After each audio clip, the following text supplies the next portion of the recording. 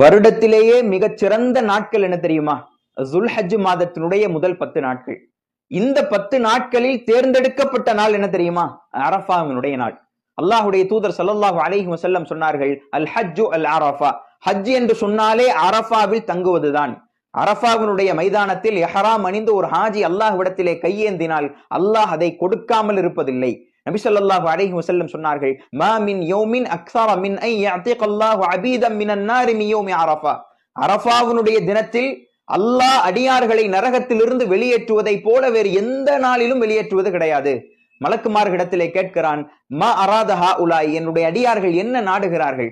மலக்குகள் சொல்லுவார்களாம், மன்னிப்பை நாடுகிறார்கள்.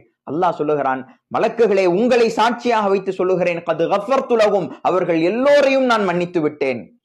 இஹ்ராம் அணிந்து கொண்டு அரஃபாவினுடைய தினத்தில் ஒரு ஹாஜி ஹஜ்ஜினுடைய கடமையை நிறைவேற்றுவதால் சிறப்பு பெறுகிறார் என்று சொன்னால், உலகம் முழுவதும் இருக்கிற முஸ்லிம்கள் நோன்பு நோட்டு சிறப்பு பெறுகிறார்கள். நபி ஸல்லல்லாஹு அலைஹி வஸல்லம் அவர்கள் சொன்னார்கள், ஸியாமி யௌமி அரஃபா அஹ்தஸிபு அலல்லாஹி அன் யுகஃபிர ஸனத்தல்லதி கப்ல வ ஸனத்தல்லதி பஅத. அரஃபாவினுடைய தினத்தில் நோக்கப்படுகிற ஒரு நோன்பு முந்தைய வருடத்தின் பாவத்திற்கும் பிந்தைய வருடத்தின் பாவத்திற்கும் பரிகாரமாக இருக்கிறது. அரஃபாவினுடைய தினத்தில் நோன்பு நோற்று அல்லாஹ்விடத்திலே நாம் கையேந்தி கேட்கிற போது நம்முடைய பாவங்களை எல்லாம் அல்லாஹ் மன்னிக்கிறான், நன்மைகளை நமக்கு வாரி வழங்குகிறான்.